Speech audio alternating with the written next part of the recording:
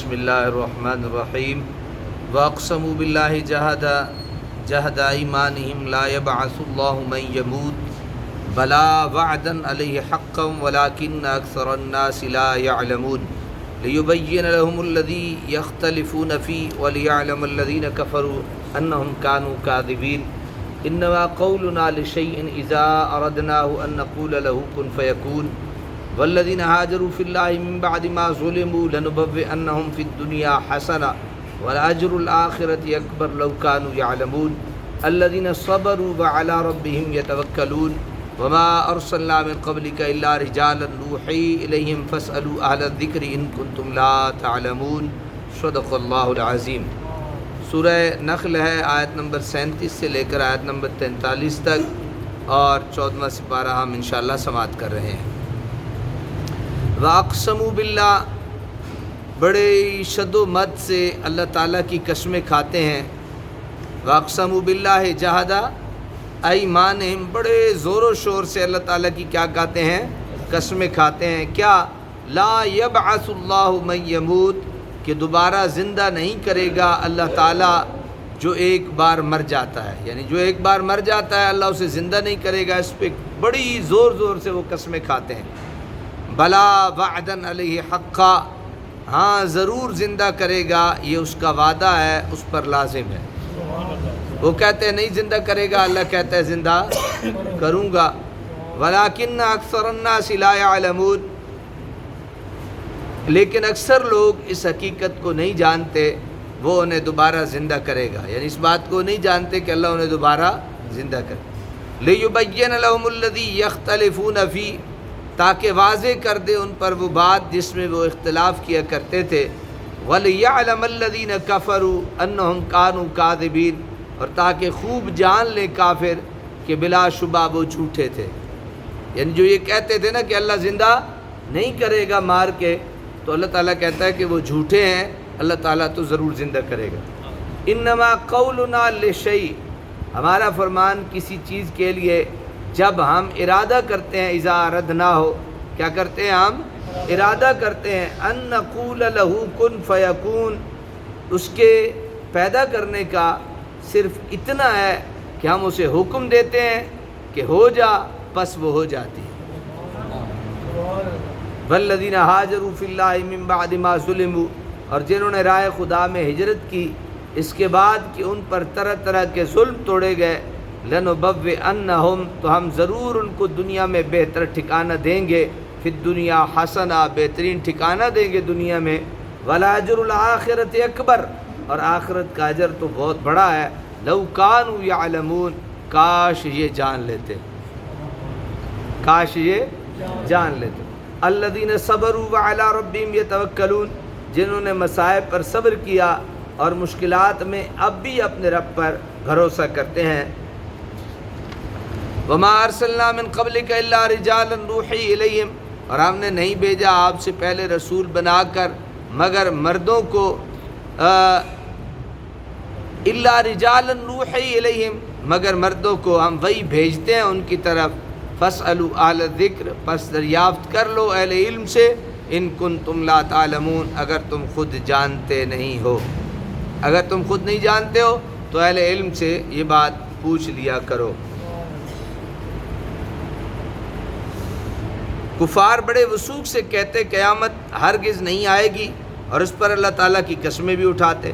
انہیں بتایا جا رہا ہے کہ یہ سراسر تمہاری غلط فہمی ہے، قیامت ضرور آئے گی اور تمہیں تمہاری قبروں سے ضرور اٹھا کر اللہ تعالیٰ کے روبرو پیش کیا جائے گا۔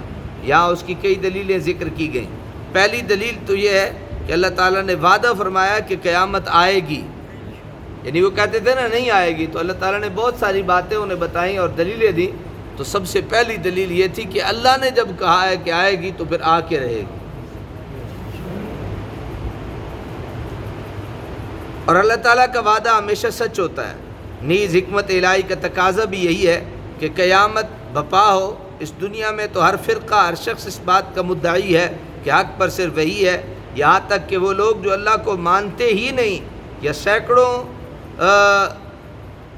بتوں کو اس کا شریک ٹھہراتے ہیں، وہ بھی یہی سمجھتے ہیں کہ حق کے اجارہ دار صرف وہی ہیں، دنیا میں تو اس کا تصفیہ ہو ہی نہیں سکتا، اس لیے کوئی ایسا دن ضرور آنا چاہیے جب کہ حق و باطل میں مکمل امتیاز ہو جائے، یہاں تک کہ باطل کے علمبردار بھی تسلیم کر لیں کہ حق وہ ہے جو نبی پاک صاحب الاولاد صلی اللہ علیہ وسلم اور آپ کے غلاموں نے اختیار کیا۔ وَلِيَعْلَمَ سے تیسری دلیل بیان فرما دی کہ کافروں کو بھی یقین ہو جائے گا کہ وہ جھوٹے تھے اور جس نظام حیات کو وہ اپنائے رہے وہ سراسر باطل تھا۔ کفار وقوع قیامت کس لیے منکر تھے کہ ان کے نزدیک ایسا ہونا ناممکن ہے۔ انہیں بتا دیا گیا ہے کہ قیامت برپا کرنے والا ان جیسا کوئی انسان نہیں، جس کا علم بھی ادھورا ہو اور قدرت بھی ناقص ہو، بلکہ قیامت کا وقوع اس خداوند ذوالجلال کے حکم سے ہوگا جو ہر چیز پر قادر ہے، اور اس کے کن کہنے کی دیر ہوتی ہے ہر چیز موجود ہو جاتی۔ آیت میں شیء سے مراد وہ چیز ہے جس کا موجود ہونا علم الہی میں مقدر ہو چکا ہے۔ منکرین قیامت کے ذکر کے بعد اب فرزندان اسلام کا ذکر ہو رہا ہے۔ اللہ تعالیٰ فرماتا ہے وہ لوگ جو ہم پر ایمان لانے کے بعد جرم کی پاداشت میں قوم کے ظلم و ستم کا نشانہ بنے، یہاں تک کہ انہیں ان کے گھروں سے بھی نکال دیا، ہم ان کی اس قربانی اور ایثار کو رائے گاہ نہیں جانے دیں گے، بلکہ اس دنیا میں بھی انہیں بہترین رہائش گاہ ملے گی، مدینہ طیبہ جیسی پاک بستی ان کا مسکن ہوگا، فتح و نصرت ان پر سایہ فگن ہوگی۔ یہی ظالم مغلوب و مقہور ہو کر ان کے سامنے پیش ہوں گے، رہتی دنیا تک انہی کی للہیت و ایثار اور جاں فروشی کے تذکرے ہوتے رہیں گے۔ حلال و پاکیزہ رزق انہیں عطا فرمایا جائے گا، اس کے علاوہ دار آخرت میں ان کی جو عزت افزائیاں اور پذیرائیاں ہوں گی ان کا تو یہاں تصور بھی نہیں کیا جا سکتا۔ حضرت عمر فاروق رضی اللہ تعالیٰ عنہ جب کسی مہاجر کو اس کا سالانہ وظیفہ دیتے تو فرماتے خذ بارک اللہ فیک ھذا ما وعدک اللہ فی الدنیا وما ذخر لک فی الآخرہ افضل ثم تلا ھذہ الآیہ، یعنی یہ لے لو، اللہ اسے بابرکت کرے، یہ تو وہ ہے جس کا اللہ نے تجھ سے دنیا میں دینے کا وعدہ کیا ہے، اور جو چیز تمہیں آخرت میں دی جائے گی وہ تو اس سے بھی افضل ہے۔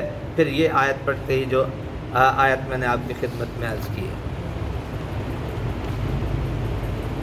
کفار نبی اکرم صلی اللہ علیہ وسلم کو نبی تسلیم نہیں کرتے تھے، اور دلیل یہ پیش کیا کرتے تھے کہ اللہ تعالیٰ کی شان اس سے بڑی بلند ہے کہ وہ کسی بشر کو اپنا رسول بنا کر بھیجے۔ اگر اسے کوئی رسول بھیجنا ہی تھا تو اس کے پاس فرشتوں کی کیا کمی تھی، کسی فرشتے کو رسول بنا کر بھیج دیتے۔ اللہ تعالیٰ فرماتے ہیں ہمارا تو یہی دستور ہے، جب ہم انسانوں کی طرف کوئی نبی بھیجتے ہیں تو انہی میں سے کسی مرد کو اس خدمت پر مامور فرما دیتے ہیں۔ آپ کوئی پہلے نبی تو تھے نہیں، آپ سے پہلے بھی انبیاء تشریف لائے اور وہ سب کے سب نوع انسانی کے فرد تھے۔ اے کفار، اگر تم اس مسئلہ کی مزید تحقیق کرنا چاہتے ہو تو کسی صاحب علم سے پوچھ لو، وہ تمہیں بتائے گا کہ نبی کی بعثت کا مقصد افہام و تفہیم ہے، اور یہ مقصد تب ہی پورا ہو سکتا ہے جب کہ نبی بھی انسان ہو۔ ایک فرشتہ پیغام عذاب لے کر آ سکتا ہے، لیکن نبی کے فرائض کو انجام دینا اس کے بس میں نہیں۔ اس آیت سے یہ بھی معلوم ہوا کہ انسان کو اگر کسی چیز کا علم نہ ہو تو وہ اہل علم کی طرف رجوع کر لے۔ اللہ تعالیٰ عمل کی توفیق عطا فرمائے۔